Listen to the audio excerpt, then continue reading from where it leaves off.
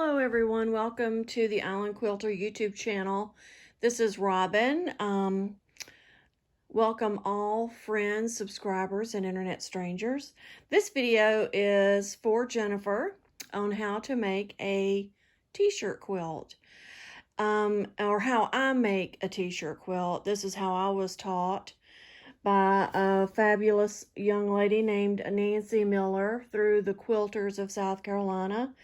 During the Peaceable Retreat that they have every October. And anyway, she taught me how to make these things. And so I'm going to impart my knowledge to you. Okay, the first thing that you need to do is just, of course, start from the top. Make sure your iron's clean. Make sure you got a new rotary blade cutter in your blade in your cutter. Make sure you got a new needle in your machine. Like, get everything ready, and then you're gonna want to purchase a couple of different things. You're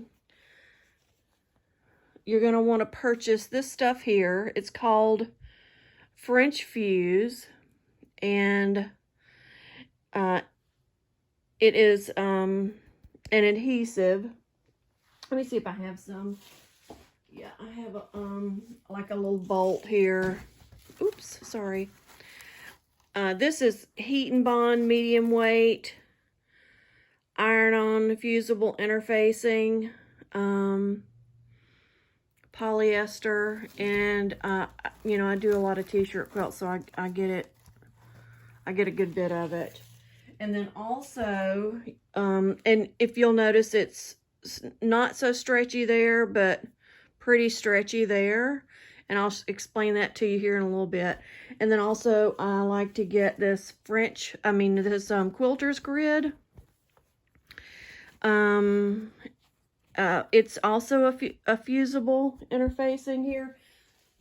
This isn't exactly what's shown here, but it's Helen Quilter's grid. This is on point. You don't have to have it where it's on point like this. You can just get the regular kind. It doesn't matter. It's 6 of one, half a dozen of the other. But so stock up on some of this, because you're going to have these depending on what your this is a lot stiffer. So depending on what your t-shirt, the thickness of your t-shirt, if it's a sweatshirt, you're probably going to want to use this lighter weight stuff.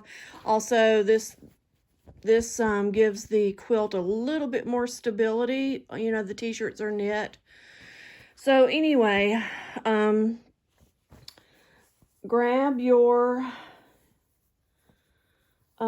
t-shirts, and you're going to want to kind of pre-wash those t-shirts. Don't use any detergents. Just get them in there, or just a very little bit, and definitely no fabric softener. And then also, a lot of times when I get ready for a t-shirt quilt, I'll use these little color catchers, and I'll wash them, because you don't want to get the quilt done and then have somebody wash it and then the colors run for whatever reason, especially if they're new t-shirts and things like that. So use some of these and get your t-shirts washed and all that good stuff. And then when you get a t-shirt, I kind of like roughly cut it. I just kind of get the leave plenty of room around the pattern that I'm using, that I'm going to use. And then what you'll want to do is you'll want to turn that over, and then of course lay your fusible on there. And if your t-shirt, just so you know, if your t-shirt is, see how that's kind of stretchy and not so stretchy that way, it's kind of more stretchy this way. If you lay this stuff, if it's stretchy this way, you want to lay your stretchy the opposite way, so that it stabilizes this stuff is stretchy, so you have to use it in a little bit of certain ways. See, this is much more less stretchy. And if this T-shirt is stretchy that way, then you want to put that on there like that. I hope you understood what I just said there, so that it stabilizes that. This quilter's grid, you don't have to really worry about that. But I do like the French fuse. Is a little less thickness to the quilt, to the T-shirts and everything. But I also use the quilter's grid a lot too. So here's an example of what I use. Like, this is the French fuse after I've cut it to size. And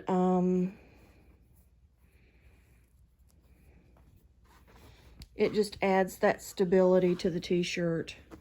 Okay, so if you'll notice, okay, so the next thing you're going to want to do is you're going to want to figure out, before you cut into pieces like this, you know, get this stuff on here, and then you're going to want to find out if you want to make your quilt divisible by either 2 or 3.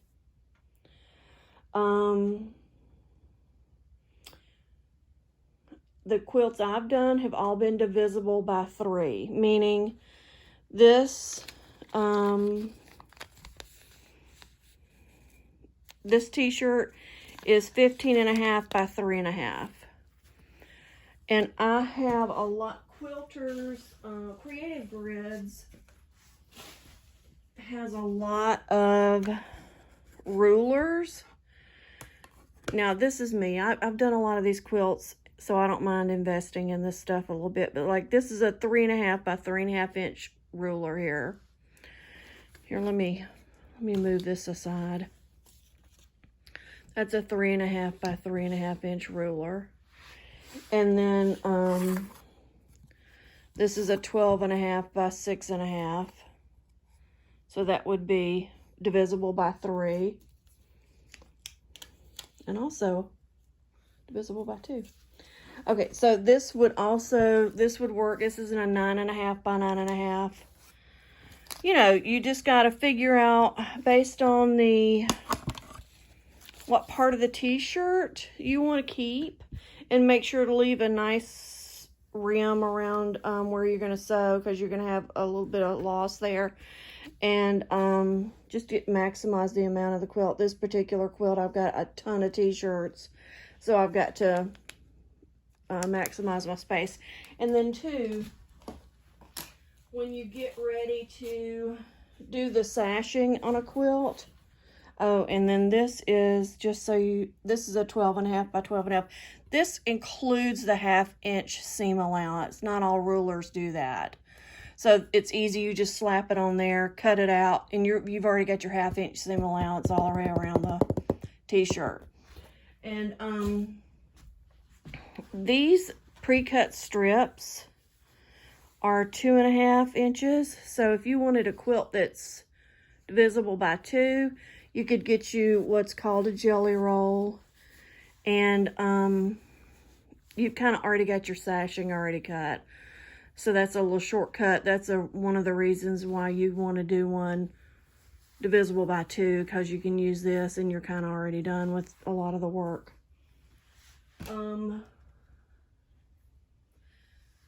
So anyway,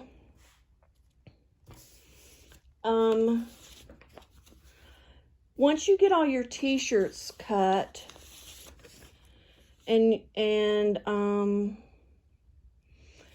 your T-shirts will kind of let you, you know, like, you'll figure out, okay, this one's going to work, you know, with this measurement. Once you get them all cut, take your larger ones, and then you're going to have to figure out if you want your quilt in rows or in columns. And so what I do is I take my larger T-shirts, and I take a piece of this grid paper here. I have this really kind of large grid paper. And then I take a pencil, and I don't know if you can see that, but every little cube there, every grid is either going to be a 2-inch or a 3-inch. So if you take your larger pieces and maybe put a large piece here in the corner and another large piece here in the corner and another, you know, just lay it out however you think it's going to work. And you're going to need to put the quilt together in rows or in columns. And that's not really a great example, but you get the idea. And then design it on paper first before you start sewing.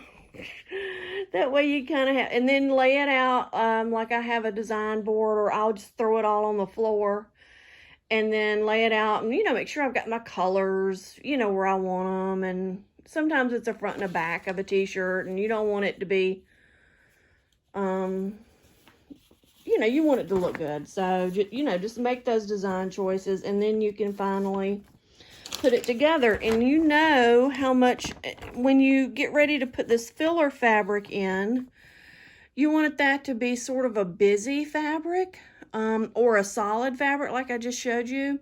You don't want that ideally to be a directional fabric. You can. I've done quilts with directional fabric, but it's, you know, you have to cut it a certain way, and you have to get more fabric. It takes a little bit more effort.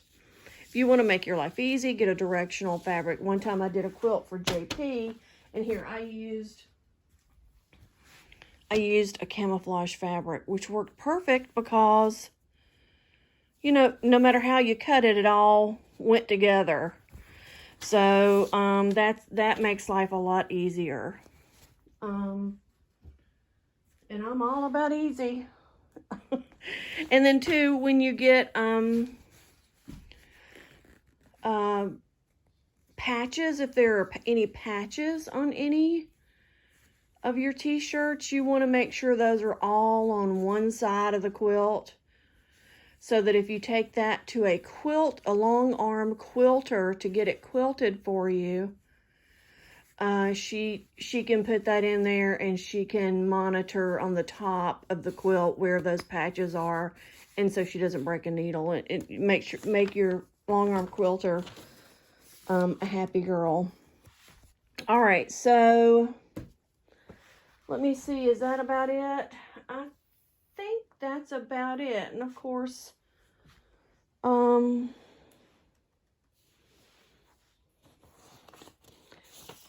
let's see here. I just want to make sure I've got all my notes. When you take your quilt to, say, a long arm quilter, you probably want to have some kind of an overall quilt design so that the t-shirt quilt doesn't bag. Sometimes when you just do it in the sashing and you don't quilt on the t-shirt itself, it'll bag. And I've always done mine in an all-over pattern so that it stays together a little bit better. And so get some t-shirts together and lay it out and figure out how you want it put together. And then I think that's about it. Yeah, just get yourself some grid paper and some French fuse and some quilter's grid, and then iron before you, again, this is the main part, because this stuff will roll up on you if you cut it too close to the design. So just make sure that you give yourself plenty of room on the end, and then put your stuff down.